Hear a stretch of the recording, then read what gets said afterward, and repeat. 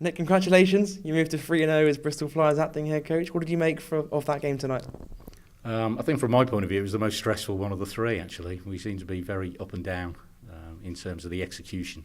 I thought we started very well, defended very well early on, but there were times at the end of each half, in the last 5 minutes of each half, where we really weren't terribly disciplined, to be honest.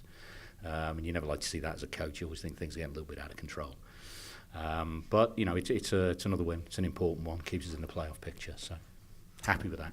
I mean, it was a very up and down game, as you say. You started that game on a 9-0 run. What did you say to the team going into that game to really get them going early on? I think it was just what we'd done during the week. We scouted Manchester very carefully. I think we've been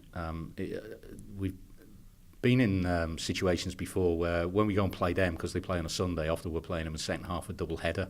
You never quite do the scouting because you get the team you're playing on the Saturday first. But with the one game this weekend, we could really have a good look at them, and they are dangerous. You know, their league position, you know, belies that really. They've got a good squad together there. They've got some good guys, and they can score very quickly. So we'd really spent the week looking at the players. You know, Rondell would probably tell you that I was showing him all the personnel to death. I don't know if he was taking it on, but we had a good look at them. We knew what they were going to do, and I think we were very well focused early on in terms of stopping them doing what they wanted, really. Yeah, I mean, you talk about Rondell Goodwin, standout games for him and Adam Weary. We even saw a rare dunk from Rondell Goodwin. I mean, they really led from the front tonight, didn't they? Yeah, I suppose, you know, Rondell can get his dunks if there's nobody within 20 yards of him, which is what happened tonight. So, yeah, fair enough. You know, I think everybody's contributing tonight. Adam and Rondell tonight, they get the plaudits. Adam has had, you know, 3 high-scoring games for us now. And I think where people are looking at often, they look at the points. But there were some good defensive performances today. I thought Brandon was excellent early on. It took him a while to get into his rhythm. And he never quite found his scoring rhythm tonight. But he did a great defensive job on David Kadiri early on, which is important because he's a key player for them. It's the defensive contributions are just as important as the offensive ones. And they're not always seen. They don't always come over in the stats. That's why I got so excited when Jordan made that big defensive play in the second quarter. Yeah, we did see you take a little fall there in that period. Are you okay, apart from your pride? Yeah, I'm okay. Pride hurt a little bit, but, you know, I don't mind. I mean, if they're going to dive around on the floor, then why shouldn't I dive around on the floor? That's how it goes, isn't it? It's all very egalitarian.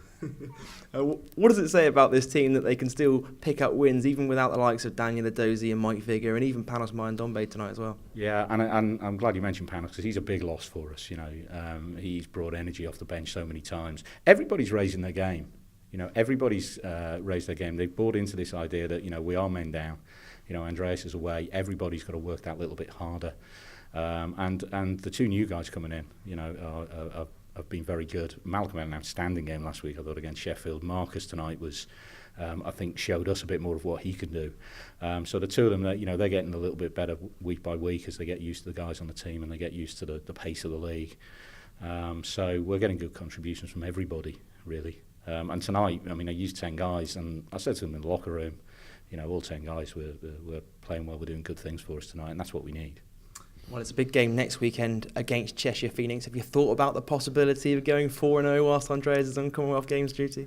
It's another game, another close game. It's Cheshire, isn't it? I mean, they don't know how to have games that aren't close, I don't think. So, yeah, we'll go and prepare for that one. I'll go and have a think about it tomorrow. I've been thinking about Manchester all week, so we'll get back to Cheshire because we played them before already, haven't we? That was the first one. We'll think about that one tomorrow. I'm sure they're going to be absolutely determined to get a win. They won't want to lose all 3 to us, and they'll have CJ Gettis back as well, which will make him a different proposition. They didn't have him last time, but it probably means I can go back to the same game plan I had last time I didn't use in the end because he wasn't there, so I don't know.